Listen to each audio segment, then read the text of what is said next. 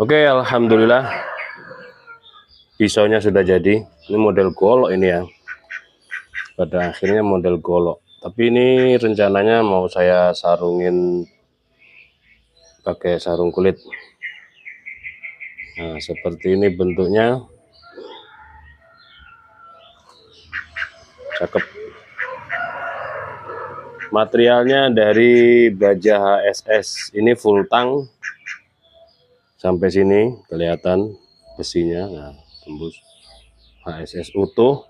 Kita pangkas. Terus di sini peksinya panjang full tang.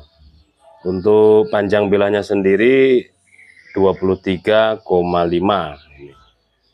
Pakai Ricasso. Dari kasonya. Untuk terlebarnya 3 cm.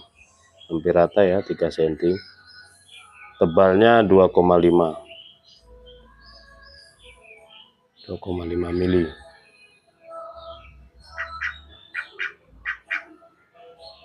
Nah, ini tempurung kelapa untuk gagangnya sendiri. Ini sedikit bulat ya, agak bulat. Tempurung kelapa, terus ini tanduk kerbau hitam. Ini tanduknya bagus, mulus, hitamnya mulus.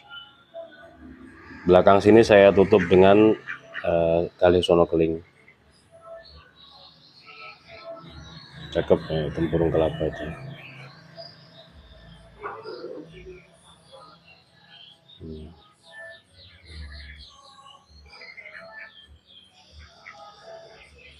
Kita tes di kertas HVS.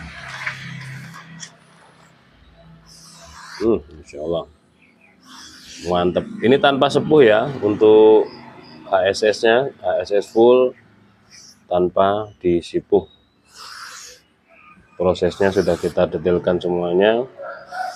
Tajamnya juga mantep, tinggal pakai. Mantep banget.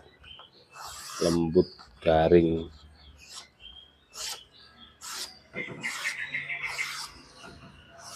Mantep banget. Untuk gaya dorik, gaya tarik murni ini enak. Di genggamannya juga cakep. Di genggamannya itu mantep gitu loh. Dan jangan khawatir karena ini full tang sekali lagi. Enak ini. Tarik murni mau dorik, fly hand juga enak.